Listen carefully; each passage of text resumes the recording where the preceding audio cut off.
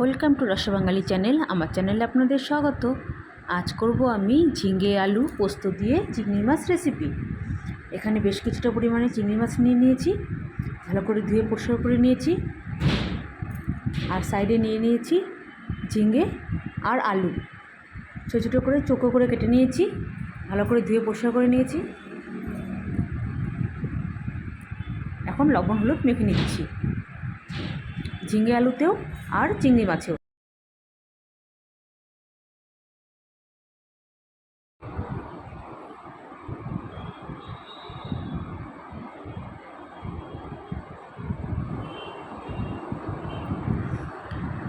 লবণ হলুদ মেখে রেস্টে রেখে দিব প্রায় 5-7 মিনিটের মতন।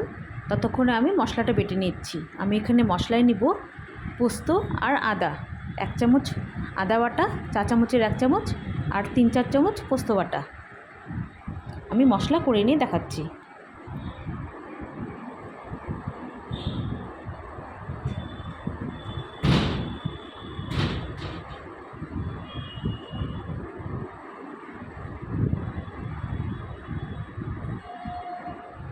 এখানে কড়াই বসিয়ে দিয়েছি, কড়াই গরম হয়ে গেছে, দিয়ে দিচ্ছি তেল।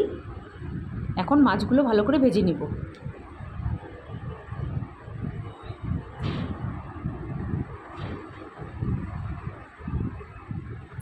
সমস্ত মাছগুলোই ভেজে নিব। খুব বেশি লালচে করে ভাজা যাবে না কিন্তু, তাহলে মাছগুলো শক্ত হয়ে যাবে। একটু কয়েকবার নাড়াচাড়া করে নামিয়ে নেব।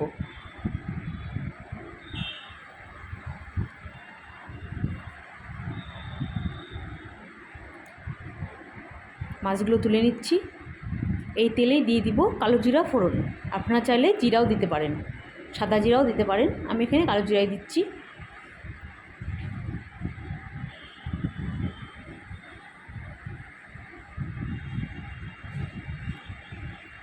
কালো জিরাটা দিয়ে ভালো করে নাড়াচাড়া করে মিশিয়ে নিয়ে একটু ফুটে আসা অবধি অপেক্ষা করলাম।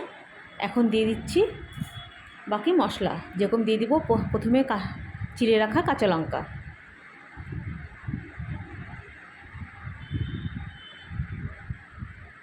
দিয়ে দিলাম একটা তেজপাতা ছিঁড়ে,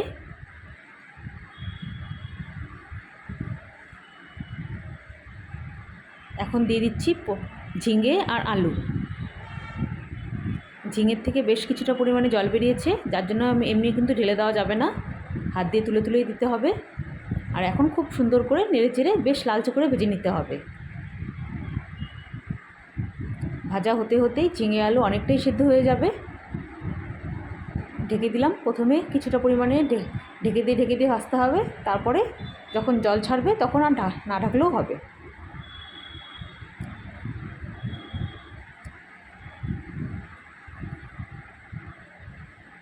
দুবার ঢেকে দিলাম। এখন দিয়ে দিচ্ছি কেটে রাখা টমেটো। এখন এটা দিয়েও ভালো করে নাড়াচাড়া করে ভেজে নিচ্ছি। এখন বেশ পরিমাণে জল বেরোবে আর তেলও ছেড়ে দিবে। দেখুন অনেকটাই তেল ছেড়ে গেছে। এখন দিয়ে দিব মশলা। এখানে দিয়ে দিলাম কিছুটা পরিমাণে কাঁচা লঙ্কা, বেশ আধা বাটা করে বেটে। আর দিয়ে দিব পোস্ত। এখানে পোস্ত আর আদা একসঙ্গে করে বেটে রাখা হয়েছে। এখন খুব ভালো করে নেড়ে চেড়ে মিশিয়ে নিয়ে বেশ একটু ভেজে নিচ্ছি।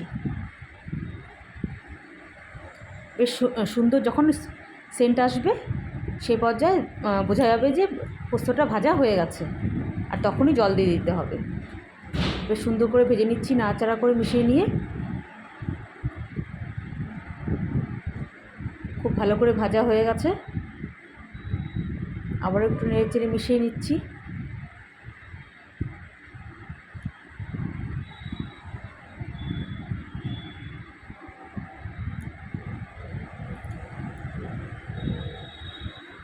এখন দিয়ে দিলাম আন্দাজ করে জল। খুব বেশি জল দেওয়া যাবে না। আমি এখানে প্রায় 1 বাটির মতন জল দিলাম।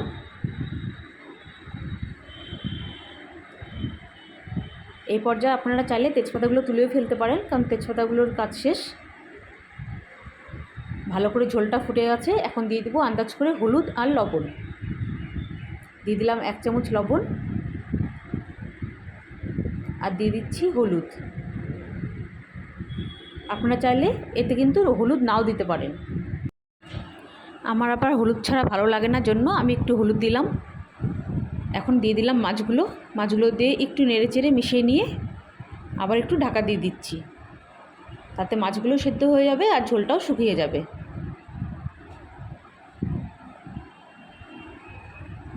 দেখুন ঝোলটা অনেকটাই টেনে গেছে। এখন দিয়ে দিব তেজপাতাগুলি তুলে নিচ্ছি আর দিয়ে দিব ঘি।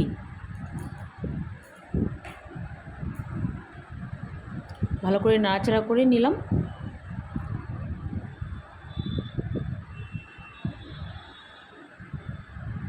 এখন দিয়ে দিলাম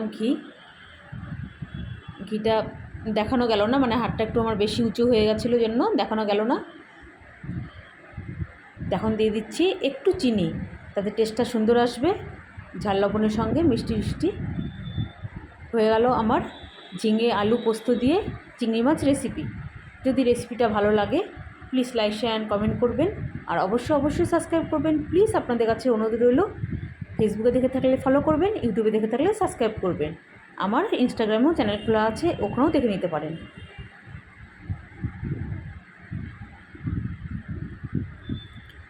আপনারা ভালো থাকুন, সুস্থ থাকুন, দেখা হবে নতুন অন্য কোনো ভিডিওর সঙ্গে। আপনারা চাইলে বাড়িতে এরকম করে একবার হলেও বাড়িতে খেয়ে দেখতে পারেন, খেতে খুবই ভালো হয়।